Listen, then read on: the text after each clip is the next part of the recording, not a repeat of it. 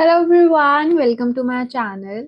So today we are going to start our economic crash course. So by today we are uploading all the videos related to the basic economics course. So I hope you like this course, and if you are want to learn the basics of economics, so you can watch the whole course. So let's get started without wasting the time. And if you're new to my channel, please subscribe my channel and like the video.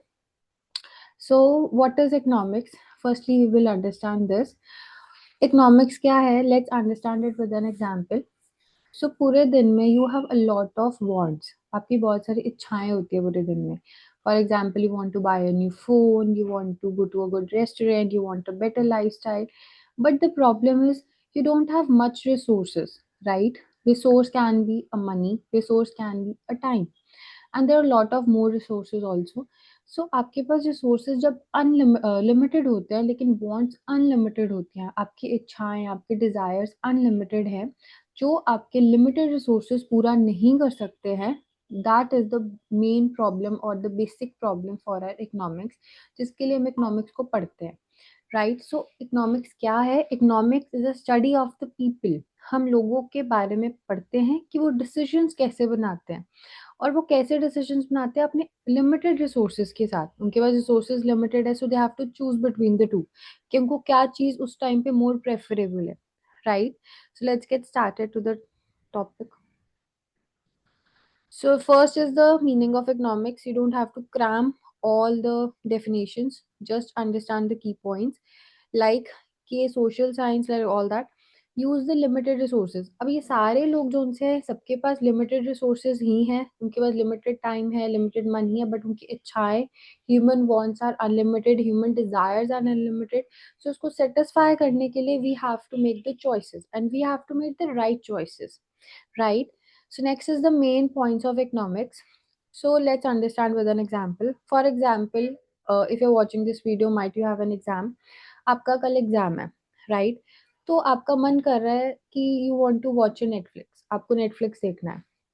So you have to make the choice. या तो आप Netflix देख सकते हो, या तो आप video देख सकते हो, अपनी पढ़ाई कर सकते हो. राइट. तो आपके पास टाइम शॉर्टेज है, आपके पास टाइम लिमिटेशन है. Limited time is a resource. Time आपका लिमिटेड है, लेकिन आपके वांट्स, आपको पढ़ना भी है, आपको नेटफ्लिक्स भी देखना है, वो अनलिमिटेड है. बट आपको राइट डिसीजन, आपको चूज करना पड़ेगा दोनों में से जो आपके लिए ज्यादा प्रेफरेबल है. राइट. सो आपने सोचा no we should study because you have an exam. So this is the main basic for the economics. So we have the choices necessary because we have to make the choice between the two things. And economics में हम क्यों पढ़ते हैं? Basically हम अपनी real life में भी economics को एप्लीकेबल करते हैं. एंड फर्दर जब हम एक सारे इकोनॉमिक्स के टॉपिक्स पढ़ेंगे, you will get to know that. Scarcity. Scarcity का मतलब होता है कमी. हमारे पास रिसोर्सेज की कमी है, बट हमारे वॉन्ट्स की कमी नहीं है. We have the unlimited wants. So we have example. आपके पास 100 रुपीज है, so money is also resource. But आपको दोनों चीजें खरीदनी है. आपको पिज्जा भी खरीदना है, बर्गर भी खरीदना है, बट आप दोनों में से एक ही खरीद सकते हो. क्यों? बिकॉज आपके रिसोर्सेज उनसे लिमिटेड है. आपके पास सिर्फ 100 रुपीज ही है. सो आपको एक ही खरीदना है. उस पॉइंट ऑफ टाइम पे you have to make the choice between the two. So इसीलिए इसको स्कार्सिटी में कहा गया कि रिसोर्सेज हमारे स्कार्स हैं.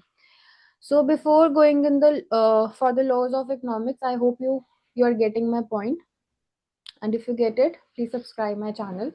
So next is the laws of economics. So our first law is the law of demand. In economics हमारे पास बहुत सारे laws हैं, further on हम पढ़ेंगे. So यहाँ पे I'll give you brief description. So law of economics में क्या होता है, सॉरी, law of demand में क्या होता है? Demand is related to the price, right. और इनका इनवर्स रिलेशन होता है. अगर हमारी डिमांड बढ़ती है, क्यों बढ़ती है? क्योंकि हमारा प्राइस कम है. अगर हमारा प्राइस किसी चीज का बढ़ जाता है तो उस चीज की डिमांड कम हो जाती है.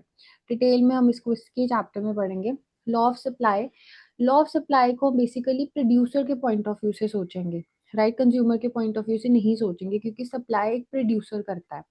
सो अगर प्राइस बढ़ रहा है तो मैं उसकी ज्यादा क्वांटिटीज बनाऊंगी. क्यों? Because I want more profit, right.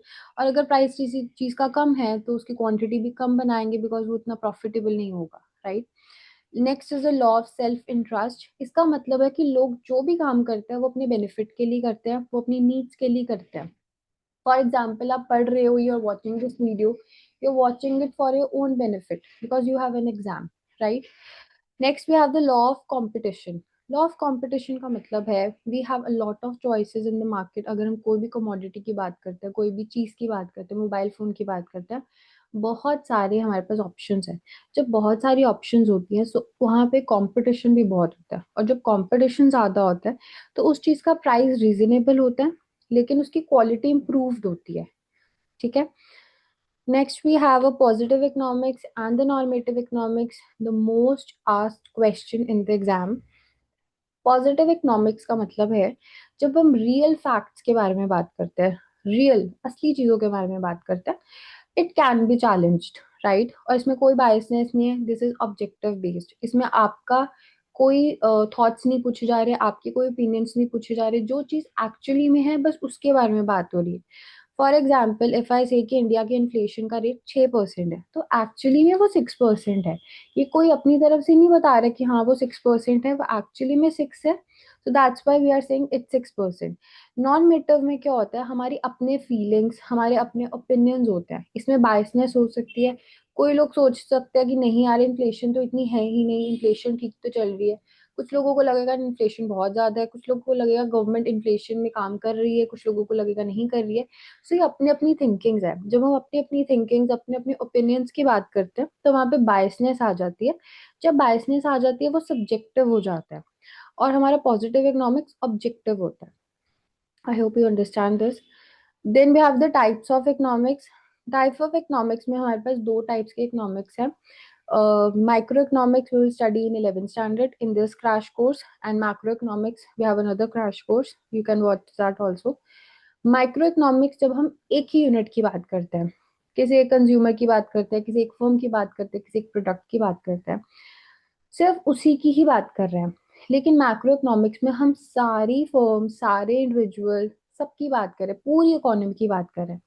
For example if I am saying कि मैं क्या डिमांड कर रही हूँ, what I am supplying, what I am demanding, that would be in micro economics, right? One unit. Macro economics सारे क्या demand कर रहे हैं, हमारी पूरी कंट्री में सारे लोग किस चीज की डिमांड कर रहे हैं, किस चीज की सप्लाई है, उसको मैक्रो इकोनॉमिक्स में हम इंक्लूड करते हैं, राइट? मैक्रो इकोनॉमिक्स में हम इन्फ्लेशन की बात करते हैं। किस इन्फ्लेशन होती है? महंगाई। महंगाई किसी एक इंसान के लिए तो नहीं होती, महंगाई हर एक के लिए होती है। अनएम्प्लॉयमेंट, किसी एक बंदा तो अनएम्प्लॉयड, अगर किसी एक बंदे की जॉब चली गई, यू डोंट से कि अनएम्प्लॉयमेंट हो गई है, बहुत सारे कलेक्टिव लोगों की जॉब जाएगी, तो यू कैन से कि अनएम्प्लॉयमेंट रेट बढ़ रहा है। सो मैक्रो इकोनॉमिक्स जब हम सारे यूनिट, सारे फर्म्स की इकट्ठी बात करते हैं, so economy as a whole, macroeconomics study of one individual or one unit. Then who is the father of economics? One mark question. Adam Smith is the father of economics. इनके बारे में यही पूछा जाता है, या ये पूछा जाता है कि इनकी कौन सी फेमस बुक थी। सो वी हैव अनदर कि इनकी बुक थी वेल्थ ऑफ नेशंस, बस यही इंपॉर्टेंट है। इनकी why the wealth of nation is famous, ये क्वेश्चन नहीं आता एग्जाम में, just for general general knowledge. Adam Smith की बुक इसलिए फेमस थी क्योंकि उन्होंने मॉडर्न इकोनॉमिक्स के कॉन्सेप्ट्स को दिया था, राइट? इन्होंने फाउंडेशन रखी थी मॉडर्न इकोनॉमिक्स की, कि इकोनॉमिक्स क्या होती है, why we should study economics and all these thing. तो इसीलिए जो एडम स्मिथ है उनको फादर ऑफ इकोनॉमिक्स भी कहा जाता है। सो या, thank you if you like this video. And in second video we will studying about what are the central problem of the economics and how we can solve them in the different economies. And if you like this video, please subscribe to my channel, and I will meet you in the next video soon. Thank you.